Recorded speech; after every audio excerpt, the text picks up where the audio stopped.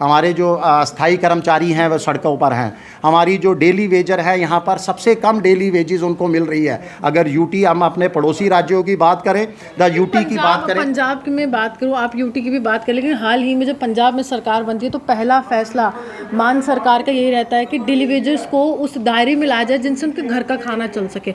जम्मू कश्मीर में अभी जो है 75 रुपये बढ़ाए गए हैं। पहले 6750 मिलते थे, अब 9000 रुपये सैलरी है। आपको लगता है कि 9000 से भी घर चलेगा? क्योंकि यहाँ पर दावेदारी बहुत हो रही है और मिनिमम वेजेस एक्ट कहीं दिख नहीं रहा है। देखिए, वो भी 220 रुपये हुआ करता था। 220 रुपये से हम लोगों ने प्रोटेस्ट किया तो सरकार ने जो है हमारी बातों को मानते हुए 75 रुपये बढ़ाए गए, मगर वो भी सफिशेंट नहीं है। कम से कम हमारी मांग है कि डेली वेजर को 550 रुपया पर डे के हिसाब से मिलना चाहिए।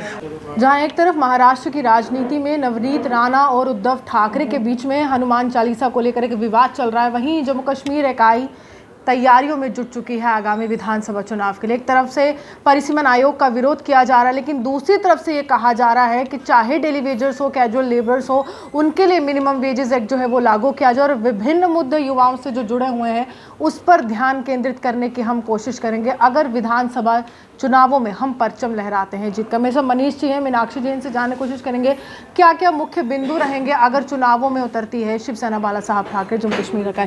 मनीष जी, क्या लगता है कि इस समय आप एक तरह से विरोध कर रहे हैं? कल हमने आपको एक बहुत बड़े प्रदर्शन पर भी देखा कि निर्वाचन भवन के बाद आप विरोध करते, लेकिन आज अचानक आपका एक मैनिफेस्टो लॉन्च हो जाता है जिसको आप कहते हैं कि इस लक्ष्य को प्राप्त करना है, ये जन आकांक्षाओं का लक्ष्य है। तो किन किन मुख्य बिंदुओं पर आप ध्यान केंद्रित करेंगे जनता का, जिससे आने वाले समय में जनता का रुझान आपके समक्ष हो? देखिए, पार्टी के जो हमारे राष्ट्रीय अध्यक्ष हैं, महाराष्ट्र के मुख्यमंत्री हैं माननीय उद्धव साहब जी ठाकरे, हमारे राष्ट्रीय सचिव एवं सांसद आदरणीय अनिल देसाई साहब के मार्गदर्शन से और जन आकांक्षाओं पर आधारित हमने एक 25 सूत्री एक लक्ष्य पत्र आज जारी किया है। इस लक्ष्य पत्र को लेकर शिवसेना आपके द्वार एक अभियान छेड़ा जाएगा, जिसके अंदर तमाम तहसील जिला इकाइयों को जितने भी शिव सैनिक हैं जनता के दरबार में जाएंगे, जन जन तक पहुंचेंगे और इस लक्ष्य पत्र से उनको रूबरू करवाएंगे कि ये हमारा लक्ष्य होगा। इस लक्ष्य को लेकर हम चुनाव मैदान में उतरेंगे और आगामी विधानसभा चुनाव जब भी होते हैं तमाम प्रदेश की 90 की 90 विधानसभा सीटों पर शिवसेना अपने प्रत्याशी उतारेगी। कश्मीर की मैं बात करूंगी क्योंकि कश्मीर में लगातार ये कहा जा रहा है peoples alliance for Gupkar declaration की तरफ से कि देखिए यहाँ पर हिंदुत्व मुद्दा जो है वो चलने नहीं वाला है। भाजपा पर भी कटाक्ष करते हैं, तो आप तो हिंदुत्व से जुड़े हुए पार्टी हैं, तो आपको लगता है कि जिस तरह से अल्पसंख्यकों की हत्याएं हो रही हैं कश्मीर में, तो इन मुद्दों को लेकर आप वहाँ पर सफल हो पाएंगे? बिल्कुल सफल होंगे। जनता का बहुत समर्थन मिल रहा है। कश्मीर में हमारी इकाइयां हैं। पीछे हम कुपवाड़ा के करालपुरा के अंदर जो 0 लाइन के ऊपर गांव है, वहां पर हमने जनसभा वहां पर आयोजित किया। आप उस जनसभा के अंदर शिवसेना की जनसभा में भीड़ देखिए। मुझे लगता है कि शायद बीजेपी की भी किसी जनसभा के अंदर इतनी भीड़ नहीं थी जो यहाँ पर हमारी वहाँ पर जनता का हमें समर्थन जो मिला है। देखिए, इस समय जनता महंगाई से त्रस्त है, बेरोजगारी से युवा परेशान है, भ्रष्टाचार का बोलबाला है, अफसरशाही का बोलबाला है। जम्मू कश्मीर विकास के लिए तरस रहा है। यानी 5 अगस्त 2019 को जो हमारे साथ वादे किए गए थे, उन किसी भी वादों को लेकर केंद्र सरकार और बीजेपी के नेता खरे नहीं उतरे हैं। तो जनता इस समय चाहती है कहीं ना कहीं से उसको उनके जन मुद्दों के ऊपर आवाज़ बुलंद करने वाली पार्टी सामने आए। तमाम पार्टियों को जनता जम्मू कश्मीर में आजमा कर देख चुकी है और अब मैं आपको दावे के साथ कह सकता हूं कि अब आने वाले चुनावों के अंदर शिवसेना की बारी है।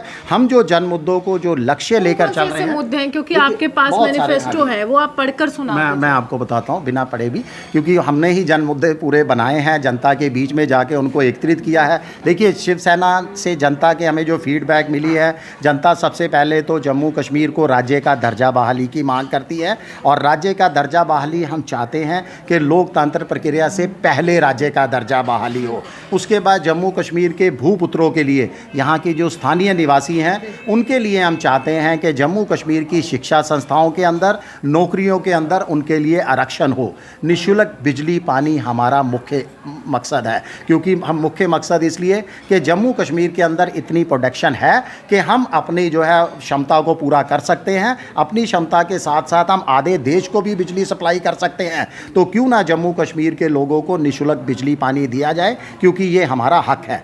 स्वास्थ्य और शिक्षा ढांचा इस समय चिरमराया हुआ है। हम शिक्षा और स्वास्थ्य ढांचे के अंदर बहुत ज़्यादा विस्तार चाहते हैं, उसके अंदर बहुत ज़्यादा हमें खामियां हैं, उसको दूर करना है।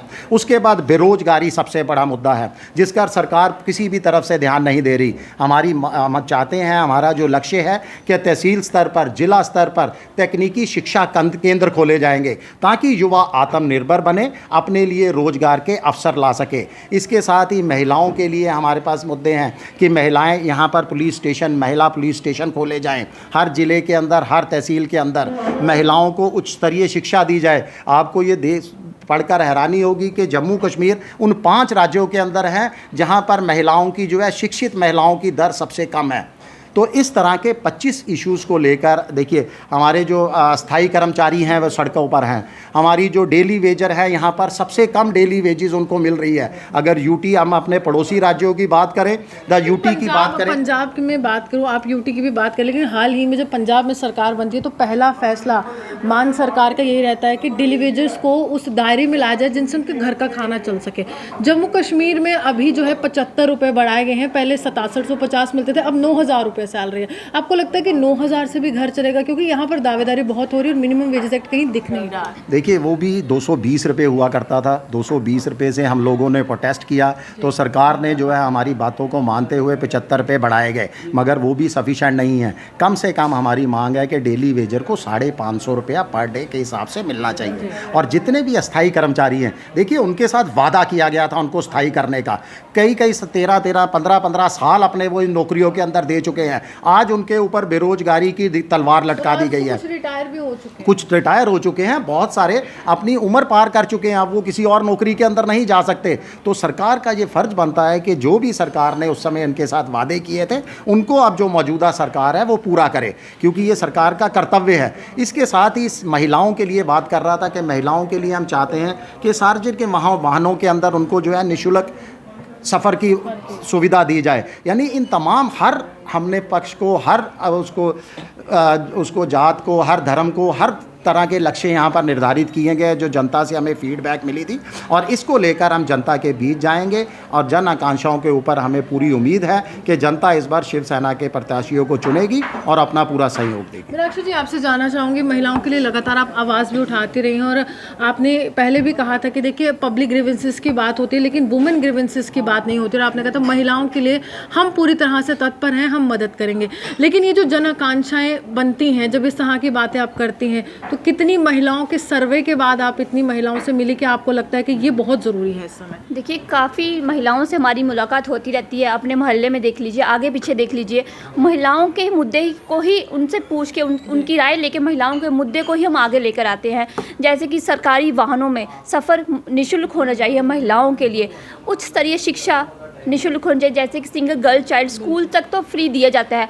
कॉलेज में, यूनिवर्सिटीज़ में महिलाओं को निःशुल्क शिक्षा मिलनी चाहिए, सरकारी वाहनों में होना चाहिए। मतलब कि इन्हीं मुद्दों को लेकर हम महिलाओं के लिए आगे आए हैं, महिलाओं के ही बातों को हम आगे रख के लेकर आए हैं। लेकिन ज़िला पुलिस स्टेशन की आप लोग यहाँ पर बात कर रहे हैं, तो वो अगर वो ऐसा होता है, अगर जैसे आप बहुत विश्वास से कह रहे कि हमें उम्मीद है कि उम्मीद हमारी पूरी होगी, सरकार बनेगी, तो उससे कितने जो घरेलू जो मामले होते हैं डोमेस्टिक वायलेंस के, जो प्रताड़ित होती हैं महिलाएं पुरुषों के द्वारा, तो उसमें कितनी कमी आने वाली? क्योंकि जब महिला ही महिला की पीड़ा सुनेगी तो कितनी कमी आएगी? देखिए, महिला कुछ होती है कि सरकार, ये जो पुलिस स्टेशन है उस जेंट्स के साथ खुलकर बात नहीं कर सकती है। मैं कहती हूँ कि हर जिले के अंदर एक महिला डेस्क होना चाहिए जिससे महिला जो है खुलकर बात अपनी महिला के साथ रख सके और उसकी राय लेकर मतलब इस पीड़ित का शिकार न बने, और खुलकर बात होगी उन आपस में बीच में, तो कल को महिला पीड़ित का शिकार न होगी। प्रधानमंत्री लगातार कहते हैं कि बेटियों को पढ़ाना है और बचाना है। देखिए, पढ़ाई के लिए भी आप बात कर रहे हैं और बचाने के लिए भी करें। भ्रूण हत्या में काफ़ी ज़्यादा कमी आई है इस नारे के बाद।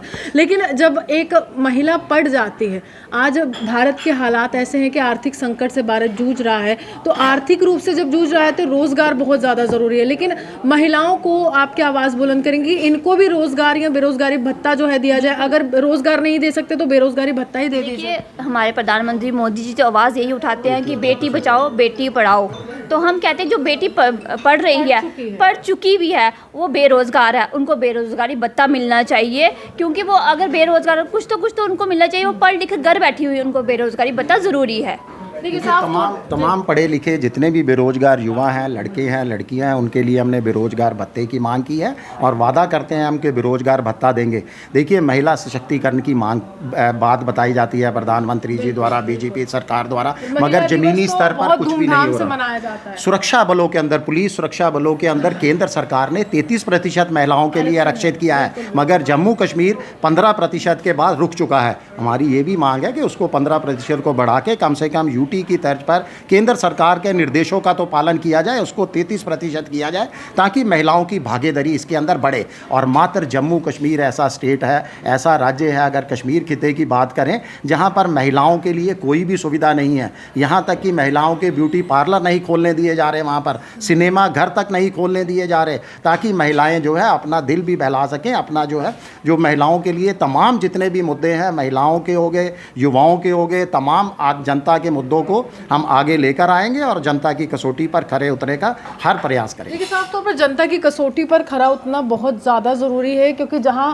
विवाद के साथ लगातार शिवसेना का एक नाता जुड़ता आया है, वहीं दूसरी तरफ अगर इस तरह के मुख्य बिंदु पर आप नज़र डालेंगे तो इसमें युवाओं से लेकर महिलाओं से लेकर बुजुर्गों तक सबके लिए कुछ ना कुछ नया है और एक नई सोच है, एक नया लक्ष्य है। और इस लक्ष्य को हासिल करने के लिए शिवसेना ने तैयारी आज से ही शुरू कर दी है और आज से ही मेहनत करते हुए आगे बढ़ने की कोशिश करेंगे, क्योंकि कहा जा रहा है कि कुछ ही समय के बाद जम्मू कश्मीर में विधानसभा चुनावों का बिगुल बजने वाला है। अब देखना दिलचस्प होगा कि कितना विश्वास जो है वो वोटों में तब्दील होता है। आप यूँ हमारे साथ बने रहिए, देखते दिन न्यूज़ 9 लाइव जम्मू से।